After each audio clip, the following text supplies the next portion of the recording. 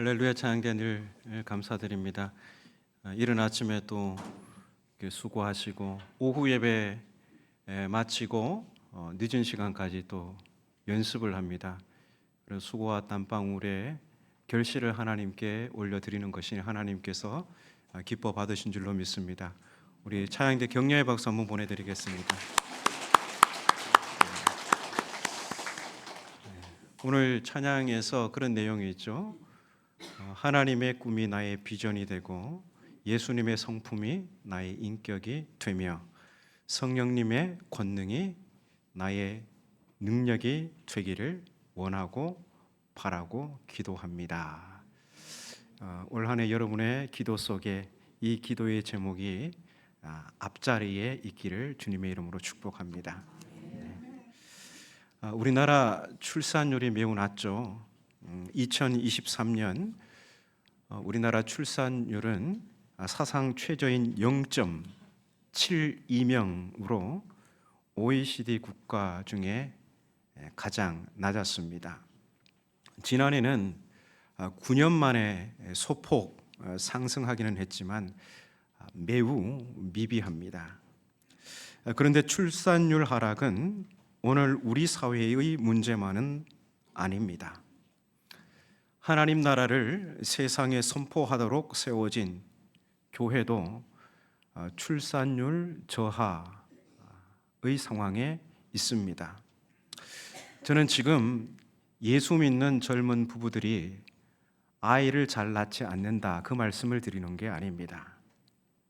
교인 수가 감소했다는 말씀을 드리는 것도 아닙니다. 예수 믿고 새 생명으로 태어나는 그 신비로움이 우리네 교회들에서 자주 볼 수 없는 일이 되었습니다. 저는 지금 거듭남, 곧 영적 출생에 대한 말씀을 드리는 것입니다. 안타깝게도 오늘 우리네 교회들은 교인 수 감소에는 민감하게 반응하지만 영적인 생명 출산율 감소에는 그리 민감하지 않은 듯 보입니다.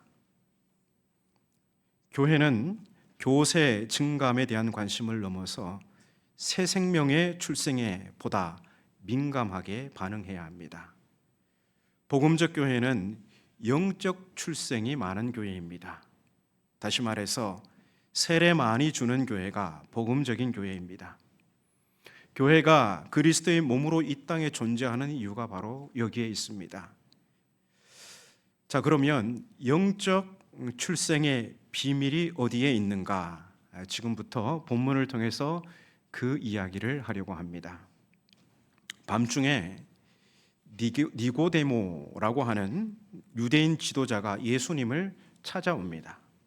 이 사람은 유대인 공동체 최고의 관청인 산헤드린 공회의 회원입니다.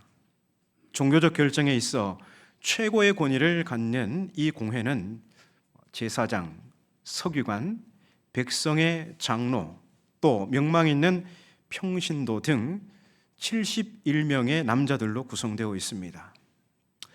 그런데 복음서를 보면 그들 중 대부분은 예수님에 대해 배타적 입장입니다. 그런데 니고데모는 2절에서 이렇게 말을 합니다. 우리가 당신은 하나님께로부터 오신 선생인 줄 아나이다. 하나님이 함께 하시지 아니하시면 당신이 행하시는 이 표적을 아무도 할 수 없음이니이다. 여기서 니고데모는 우리가라고 합니다. 마치 산헤드린 공회의 생각을 대변하는 듯 합니다. 그런데 예수님에 대해 배타적인 산헤드린 공회원들이 과연 예수님을 하나님으로부터 온 선생으로 그리고 하나님이 함께 하시는 분으로 생각했을까요? 니고데모가 말하는 우리는 니고데모 자신이거나 생각을 같이 하는 소수 동료일 가능성이 높습니다. 니고데모가 우리라는 다소 중립적인 표현을 한 것은 자신의 입장에 대한 책임을 최소화하고자 하는 의도가 깔려 있는 것입니다. 간혹 어떤 분이 찾아오셔서 개인적인 생각을 마치 교인들 대다수의 생각인 것처럼 이렇게 말할 때가 있거든요. 정치인들이 이 말 잘하지 않습니까? 국민이 다 그렇지는 않은 것 같은데, 이 언어가 자체가 뭐냐면 우리가라는 이게 어떤 맥락에서 굉장히 정치적인 언어라고 이런 것을 말하는 것입니다. 그래서 이제 이어지는 말은 니고데모, 개인의 생각이라 봐도 무관합니다. 그렇다면 니고데모는 예수님에 대해서 대부분의 동료와 생각이 달랐다고 할 수 있습니다. 그래서 언제 찾아왔습니까? 밤중에 찾아왔잖아요. 다른 동료에게 안 들키기 위해서. 그는 예수께서 행하시는 표적에서 그의 오래된 고민을 해결할 수 있는 단서를 보았던 것 같습니다. 니고데모가 보기에 예수님의 권위 있는 말씀이나 표적은 하나님으로부터 오신 분이 아니라면, 하나님이 함께 하시지 않는다면 결코 있을 수 없는 일이었습니다. 그래서 그는 하나님께로부터 오셨고 또 하나님이 함께 하시는 예수님이라면 그의 오래된 고민에 대해 속 시원하게 대답해 주실 거라 생각했던 것입니다. 그러면 니고데모의 오래된 고민이 무엇이었을까요? 흥미로운 것은 본문에 니고데모의 고민이 무엇인지 그 내용이 나오지 않는다는 것입니다. 그 이유가 있습니다. 니고데모가 그의 고민을 말하기 전에 예수께서 먼저 그의 고민을 아시고 답을 하셨기 때문입니다. 물어보지 않았는데 예수님이 답을 해주셨어요. 어디에 그 답이 있을까요? 3절에 있습니다. 3절을 같이 읽어보겠습니다. 예수께서 대답하여 이르시되 진실로 진실로 내게 이르노니 사람이 거듭나지 아니하면 하나님의 나라를 볼 수 없느니라. 아멘. 예수님의 대답에서 유추할 수 있는 니고데모의 고민, 그의 질문이 무엇이었을까요?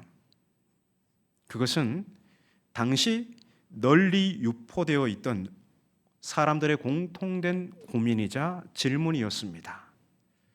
어떻게 영생을 얻을 수 있을까? 어떻게 하나님 나라에 들어갈 수 있을까? 이 물음이 니고데모의 입에서 나가기 전에 답변이 나오는 것입니다. 예수께서 밤중에 찾아온 니고데모의 고민을 꿰뚫어 보신 것이죠.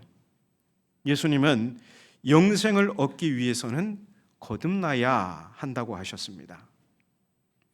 이 거듭나야로 번역된 이 원어의 기본적인 뜻은 위로부터입니다. 위로부터. 그러니까 영생과 하나님 나라에 합당한 사람은 위로부터 태어나는 사람이라는 것이죠. 위로부터라는 말에서 알 수 있듯이 거듭남은 사람이 손을 써서 되는 일이 아닙니다. 하나님이 손을 써야 하는 것이죠. 이 새로운 출생은 홀로 하나님만이 일으키실 수 있습니다. 그렇습니다. 거듭남은 위로부터 오는 것입니다. 홀로 하나님만이 거듭남을 일으키실 수 있으십니다. 따라서 위로부터 출생한 자만이 하나님 나라를 볼 수 있고 하나님 나라에 들어갈 수 있는 것입니다. 하지만 니고데모는 여기까지 깨달음이 없습니다. 그는 너무도 천진난만하게 이렇게 말을 하죠. 사람이 늙으면 어떻게 다시 태어날 수 있습니까? 어머니의 뱃속에 다시 들어갔다가 나와야 한단 말입니까? 그러자 예수님은 거듭남이 무엇인지 풀어서 설명해 주십니다. 5절인데요. 사람이 물과 성령으로 나지 아니하면 하나님의 나라에 들어갈 수 없느니라. 3절과 5절을 이렇게 나란히 두고 대조해서 보십시오. 사람이 거듭나지 아니하면 여기 어떻게 바뀌었습니까? 사람이 물과 성령으로 나지 아니하면. 이 둘은 같은 의미일까요? 다른 의미일까요? 네, 같은 의미이죠. 네. 그런데 예수님은 나름 풀어서 설명해 주셨음에도 불구하고 이 내용도 이해하기가 만만치 않습니다. 예수께서 말씀하시는 거듭남은 물과 성령으로 새로이 태어나는 것입니다. 여기서 물과 성령은 물로도 태어나고 성령으로도 태어나고 이 두 가지 출생을 의미한다기보다는 하나의 출생으로 보는 게 맞습니다. 물 곧 성령. 물과 성령 하면 물 그리고 성령이잖아요. 헬라 말에서는 그리고가 물과 성령이 등위 접속사로 쓰이기도 하지만 이게 동격으로 말할 때도 쓰입니다. 물 즉 성령. 똑같은 말이 물이 곧 뭐냐? 성령이라는 말이죠. 이렇게 동격을 나타낼 때도 이 헬라에서는 이 등위 접속사를 씁니다. 그래서 이 물과 성령은 두 가지 방식의 출생이 아니라 하나의 출생이다. 이렇게 이해를 하시고, 그런데 이 니고데모는 여전히 예수님의 말씀이 무엇인지 이해를 못합니다. 10절을 보시면요, 예수께서 니고데모에게 이런 말씀을 하십니다. 너는 이스라엘의 선생으로서 이러한 것들을 알지 못하느냐. 이 니고데모가 산헤드린 공회의 회원이었어요. 굉장히 박식하고 구약 성경을 정말 잘 아는 사람이에요. 그래서 너는 이스라엘의 선생으로 이러한 것들을 알지 못하느냐. 예수님의 이 말씀은 구약을 잘 알고 있는 네가 왜 물과 성령으로 태어남을 이해하지 못하느냐, 이런 말씀이에요. 물론 구약에 물과 성령으로 태어남이라는 말은 없지만 그 사상은 잘 드러나 있습니다. 가장 두드러진 구절이 에스겔서 36장 25절에서 27절까지의 말씀인데요. 화면을 보시고 함께 읽어보겠습니다. 맑은 물을 너희에게 뿌려서 너희로 정결하게 하되 곧 너희 모든 더러운 것에서와 모든 우상 숭배에서 너희를 정결하게 할 것이며 또 새 영을 너희 속에 두고 새 마음을 너희에게 두되 너희 육신에서 굳은 마음을 제거하고 부드러운 마음을 줄 것이며 또 내 영을 너희 속에 두어 너희로 내 율례를 행하게 하리니 너희가 내 규례를 지켜 행할지라. 아멘. 함께 읽은 말씀에서 물과 영은 사람의 새로워짐, 즉 거듭남과 긴밀하게 연결되어 있습니다. 물은 부정한 것으로부터 정결케 해주시는 하나님의 활동을 상징하고, 영은 불순종하는 사람을 순종의 사람으로 바꾸도록 마음의 변화를 일으키는 힘입니다. 돌마음을 살마음으로 바꾸는 그런 힘이죠. 이렇게 볼 때 예수께서 말씀하신 물과 성령으로 태어남은 하나의 사건으로 위로부터 발생하는 죄 씻음과 마음의 새로움이라고 할 수 있습니다. 그러나 이 영적 사건인 거듭남의 기적은 그 발생이나 그 결과에 있어서 사람이 어떻게 조작할 수 있는 것이 아닙니다. 이러한 사실은 본문 8절에 나오는 바람의 비유를 통해서 분명하게 밝혀집니다. 우리 본문 8절을 함께 읽겠습니다. 바람이 임의로 불매 네가 그 소리는 들어도 어디서 와서 어디로 가는지 알지 못하나니 성령으로 난 사람도 다 그러하니라. 아멘. 고대 세계에서 향방을 알 수 없는 바람은 하나의 수수께끼였습니다. 이처럼 거듭나는 기적은 향방을 알 수 없는 바람과 같이 사람이 어떻게 조작하거나 만들어낼 수 있는 것이 아닙니다. 그것은 오직 하나님의 성령께서 하시는 일입니다. 그래서 우리는 공동체에서 새로운 생명이 출생할 때 그저 놀라울 따름이죠. 저 사람이 계속 같이 계셔서 잘 모르지만 제가 이제 오늘 예배를 마치자마자 2시간 동안, 거기도 오후 2시인데 예배가 그 헌신 예배 인도하러 가야 되는데요. 그 교회를 이제 오랜만에 예배에 가게 됩니다. 제 모 교회입니다. 제 모 교회인데 거기는 우리 함양교회보다 1살 어립니다. 제가 말씀드린 적이 있죠.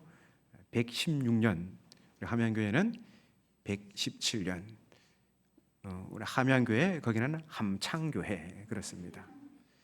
제가 신학을 공부하고부터 예전에 다른 지역에 가서 직장 생활할 때부터 그렇고, 오랜만에 몇 년 만에 이렇게 고향 교회에서 예배를 드리면요 깜짝 놀랄 일이 있습니다. 오? 정말 열심히 신앙하던 분이 안 보여요. 어디 갔어? 물어보면요 요즘 교회 안 나와. 그것 때문에 한번 놀라고요. 또다시 놀라는 건 뭐냐면 저 사람이 교회의 중추적인 역할을 하고 있더라고요. 열심을 다하고. 그때는 예수님 믿는 사람이 아니라 그냥 잡혀 나온 사람이거든요. 끌려 나와서 한번 앉아 있고 그러던 사람이 어느 순간 예수님을 영접하고 누구보다도 가장 앞장서서 주님이 맡겨주신 일에 충성하고 있더라는 것이죠. 그래서 이 향방을 알 수 없는 바람과 같이 역사하시는 이 성령님의 역사로 인해서 우린 놀라움을 금치 못하는 그 사건을 종종 목격하게 됩니다. 하지만 이 거듭남이 하나님의 일이라고 해서 우리가 그저 넋놓고 있어도 된다는 말은 아닙니다. 우리 인간이 누군가를 거듭나도록 하지는 못하지만 바람이 불고 있는 곳으로 누군가를 데리고 올 수는 있습니다. 즉 우리 교회가 새로운 출생을 위해서 성령의 바람이 부는 곳으로 사람을 인도해야 한다는 것입니다. 성령의 바람이 어디에 불까요?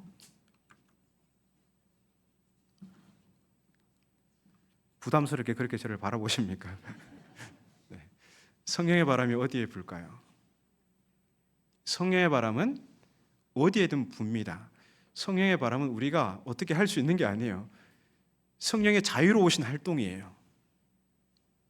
그게 어디에서 불든 그거는 우리가 성령님께 따질 수가 없는 거예요. 성령의 바람은 어디에든 분다.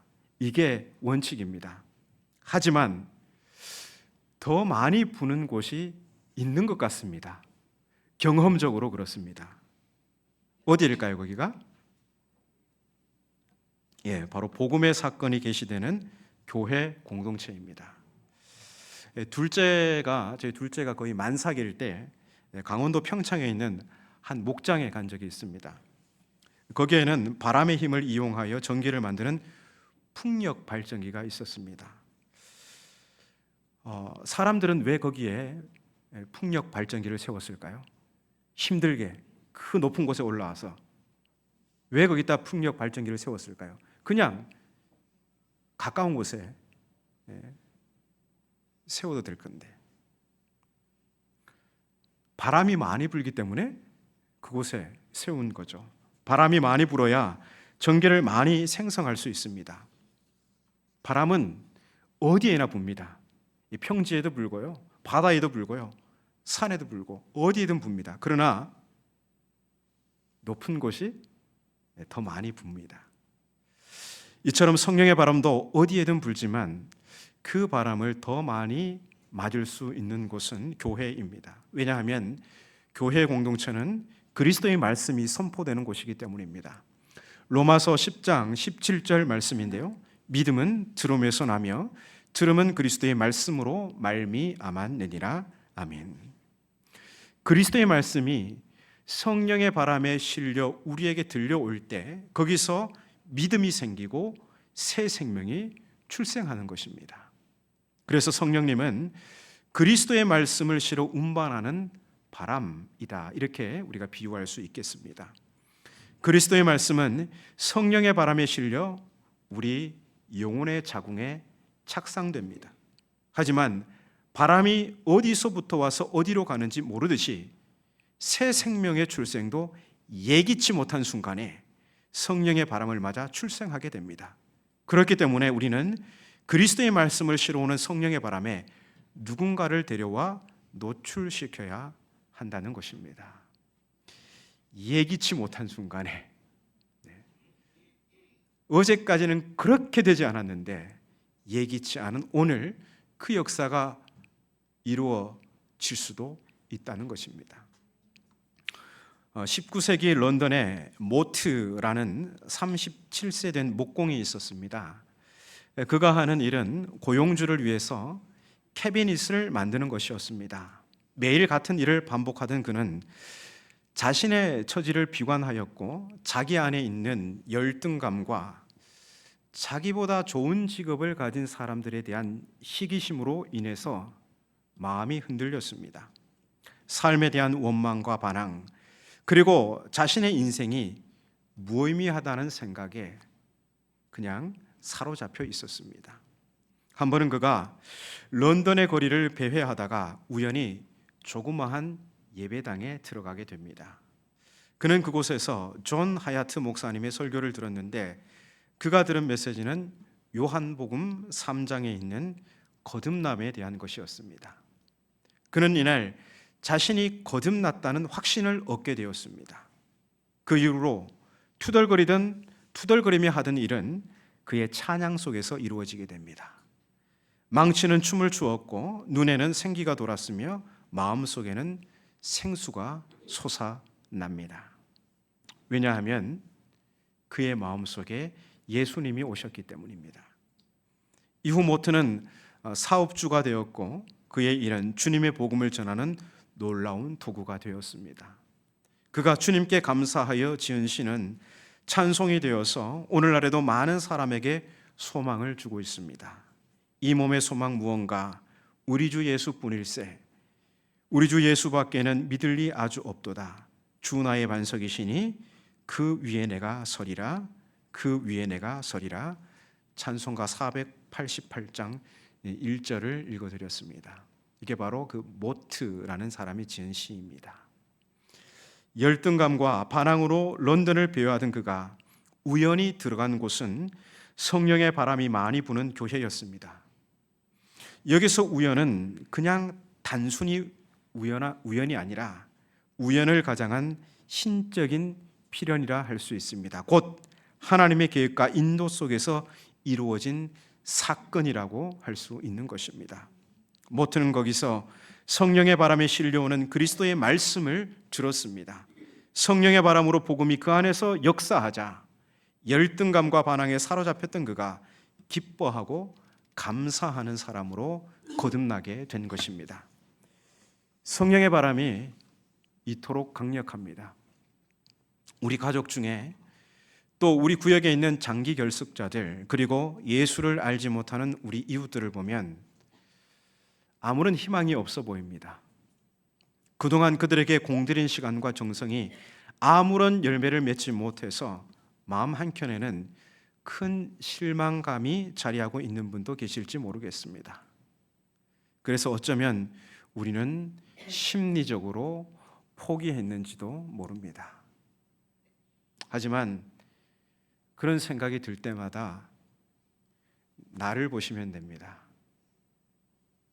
나 같은 큰 죄인도 성령의 바람을 맞으니 이렇게 거듭나지 않았습니까? 나보다 못한 사람이 있습니까? 세상에? 보니까 한 3분 정도는 세상에 나보다 못한 사람은 없다 이렇게 동의하시는 것 같은데 다른 분들은 안 그런 것 같습니다. 사도 바울은 그랬습니다. 자기는 죄인 중에 괴수라고 했습니다. 나보다 못한 사람 없다 이렇게 생각했습니다.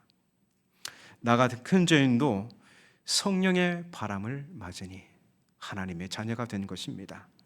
상황을 보면 절망적이지만 인간의 조작과 통제를 벗어나 자유롭게 역사하시는 성령님을 보면 희망적입니다.